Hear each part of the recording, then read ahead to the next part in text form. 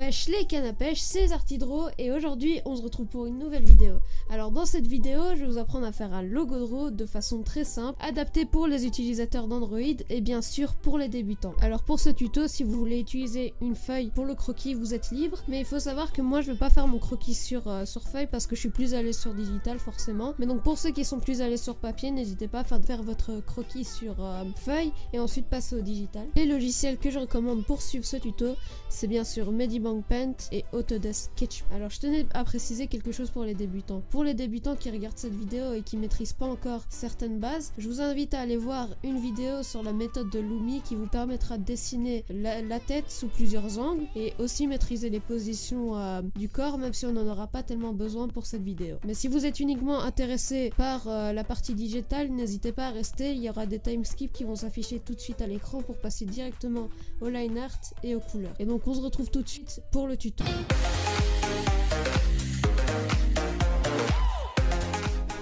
Comme vous pouvez le constater, ma base est déjà tracée. Cette base est réalisée avec la méthode de Lumi. Comme je vous l'ai dit, si vous maîtrisez pas encore les bases des bases, vraiment les bases des bases de la tête, etc., n'hésitez vraiment pas à quitter ma vidéo car elle ne vous servira vraiment à rien pour le croquis et les bases. Je serai surtout là pour vous donner quelques conseils en digital art et encore. Et donc moi personnellement j'ai choisi une base en 3/4. Pour les bases en 3/4, on va commencer par les yeux. Les yeux, si vous faites une base en 3/4, ne les faites pas de la même taille parce que sinon évidemment il y aura un problème de proportion. Si votre personnage regarde vers la gauche, faites un œil gauche plus gros que l'œil de droite et vice versa. Mais ne faites pas un œil droit trop petit et à l'inverse un œil gauche trop grand. Ça marche aussi pour le nez et la bouche, la même chose. On aura un côté plus grand que l'autre, mais il faut que ce soit proportionnel et pas qu'il y ait un côté qui soit gigantesque et l'autre minuscule. Pour la forme du visage, ça va être la même chose. Le côté gauche sera plus grand plutôt, et le côté droit sera un peu plus petit, on va dire, entre guillemets, parce qu'on peut pas appeler ça vraiment. Je sais bien que la position de 3/4 c'est pas forcément la plus simple pour les débutants, mais je l'ai choisie parce que c'est une position où je suis le plus à l'aise. Avant,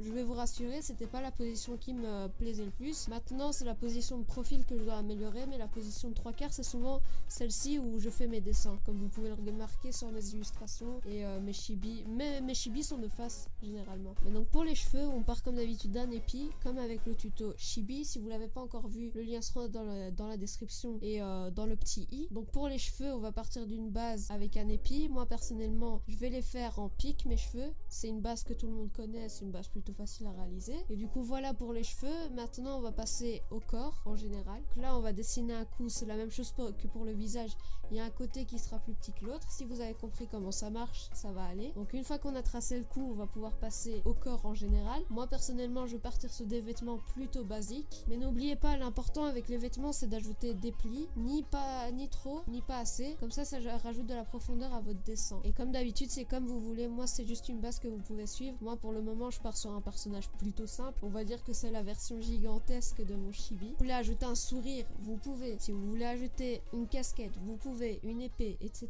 etc. Ça marche comme avec le chibi, sauf que cette fois-ci c'est un logo draw et qu'il faut maîtriser certaines bases comme les bases avec les têtes, les positions, etc.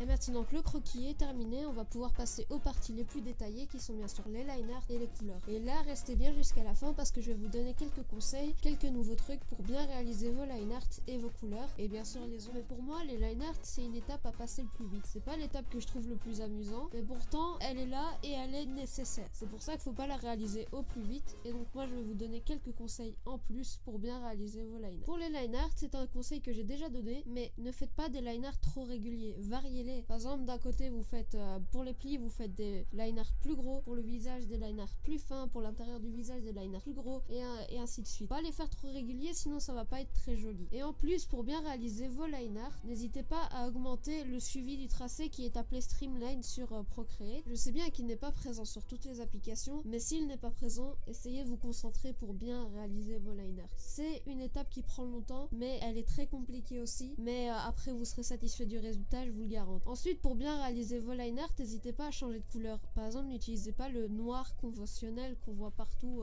en line art, utilisez par exemple du rouge, du vert, ni trop foncé ni trop clair. Il faut un juste milieu quand vous faites des line art en couleur. Et le dernier conseil que je peux vous donner pour vos line art, c'est n'hésitez pas à les recommencer si vous voyez que ça ne vous plaît pas, si c'est pas à votre goût, etc.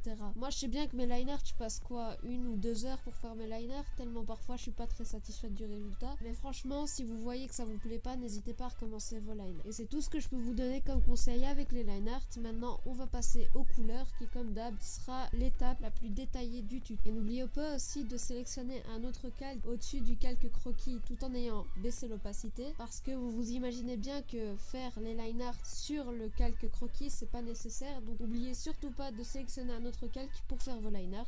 Et donc on se retrouve tout à l'heure, soyez très attentifs. Alors cette méthode elle vous permettra en même temps de remplir votre dessin et en même temps de faire des line art en couleur. Alors c'est pas pratique ça, déjà que j'aime beaucoup faire des line art en couleur et ça me fait chier de les faire à la fin où je vais dépasser sur d'autres parties, etc. C'est vraiment une méthode que j'ai découvert il y a pas longtemps et je vais vous la partager dès maintenant. Donc maintenant vous allez créer un autre calque que vous allez placer en dessous de celui des line art. Attention à ne pas faire vos couleurs sur le même calque que les line art, sinon ça va être inutile. Vous vous imaginez bien qu'après il faudra tout recommencer ou retourner en arrière. Et donc une fois que vous avez fait ça, vous allez retourner sur le calque des line art. Vous allez sélectionner la baguette magique. Pour ma part je vais rester sur le calque vide parce que j'ai pas vraiment besoin d'aller sur le calque des line art pour sélectionner mon dessin. Pour plus de précision, je vous conseille d'utiliser l'outil lasso qui est présent dans toutes les applications. Et donc avec la baguette magique ou le lasso, vous allez sélectionner tous vos line art. Vous allez voir ce qu'on va faire. Je dis bien absolument tout votre dessin. Moi pour ma part, je vais utiliser le lasso, ce qui est plus pratique et plus rapide pour entourer tout mon dessin et pouvoir sélectionner tout, absolument tout, yeux, cheveux, etc. Ceux qui ont utilisé la baguette magique, vous allez retourner sur leur calque vide en dessous des line art. Vous sélectionnez la couleur beige et vous remplissez ce calque. Et maintenant vous allez sur le calque line art, allez dans les options de fusion et vous sélectionnez incrustation. Et regardez par vous-même le résultat, les line art deviennent automatiquement beige, mais vous allez voir pourquoi. Donc maintenant vous allez sélectionner un autre calque que vous allez placer entre celui du beige et les line art. Par exemple maintenant je vais sélectionner la casquette et je vais la colorier en bleu et regardez, c'est magique. Nos line art deviennent automatiquement bleus. C'est pas magique ça? Plus foncé que le bleu qu'on utilise évidemment et c'est très pratique. Donc maintenant on va se retrouver tout de suite pour les ombres. Là aussi j'ai une nouvelle méthode qui est à peu près similaire à celle que je vous ai apprise pendant le tuto Chibi et qui vous allez voir donne un meilleur rendu. Voilà pour les ombres. Alors pour les ombres vous devez être aussi attentif que pour les couleurs, attentif évidemment. Donc vous allez devoir commencer en fusionnant tous vos calques de couleurs. Donc une fois que c'est fait, vous allez sélectionner un autre calque que vous allez placer entre celui des couleurs et des line art. Ensuite le mettre en masque d'écrêtage pour pas dépasser. Donc une fois que c'est fait, vous allez dans les options de fusion et vous allez sélectionner densité linéaire plus. Ensuite vous allez baisser à 50% l'opacité de ce calque, sélectionnez la couleur mauve clair, plissez tout le calque avec cette couleur. Ensuite vous choisissez un bleu entre le foncé et le clair. Vous prenez un brush que vous utilisez pour faire vos ombres. Ensuite vous commencez à faire vos ombres sur le même calque et vous allez voir, vous avez même plus besoin de changer de couleur pour faire vos ombres. Comme d'habitude pour faire vos ombres, vous définissez un point où la lumière passe et où elle ne passe pas. Pour ma part ce sera vers la gauche, mais vous pouvez choisir entre la droite et la gauche. Mais n'oubliez surtout pas d'ajouter les ombres dans les endroits où la lumière ne passe pas, par exemple entre les mèches de cheveux et le visage, à l'intérieur des oreilles, entre le cou, etc. etc. C'est vraiment très important et ajoutez-les aussi aux endroits avec les plis, etc.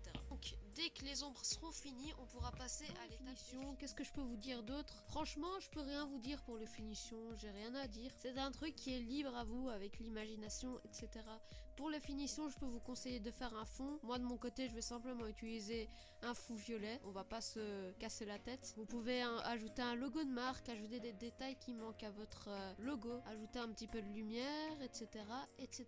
Mais donc voilà, moi de mon côté, pour les finitions, j'ai ajouté une petite texture pour la casquette et pour le pull. Et donc on va pouvoir passer à la conclusion. Et donc voilà ce qui conclut notre vidéo. J'espère qu'elle vous a plu, j'espère que ce tuto va vous aider. Mais avant que vous ne partiez et avant que cette vidéo se termine, je tenais à vous préciser quelque chose. Je vais organiser un petit concours sur mon Instagram pour gagner ce logo très bientôt. Je vais faire un post où vous devrez taguer, etc. Vous connaissez le dicton. Dernière chose, n'hésitez vraiment pas à vous abonner. Je vois que vous êtes nombreux à regarder mes vidéos mais à pas vous abonner. Et je vais pas vous le cacher que ça me ferait hyper plaisir de passer la barre des 200 abonnés. Mais donc voilà, c'est tout pour cette vidéo. J'espère qu'elle vous a plu. C'était Zartidro. Ciao les gars et la bise aux orageux.